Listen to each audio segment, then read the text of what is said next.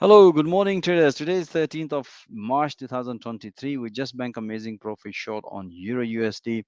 Let me share with you how I analyze and help my traders to bank amazing profit. So this morning, just before London Open, with this analysis, as explained, my trader, the price broken the previous high. If you look at the 4 hour, if the price gonna stay above this level, develop pullback, that's a sign of continuation. Otherwise, breakout, short trade here. And if you look at here in intraday, this is the analysis we did. And as explained, and based on the intraday, if you look at the prices already developed a double top here.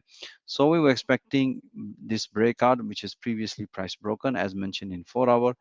We can see here the price nicely broken and hit to the first target. As soon as the price hit to the first target, that's what I explained to my trader. It's time to enjoy some profit, as you can see here, or at least move your stop loss at the break even. So amazing trade, guys. Short, beautiful.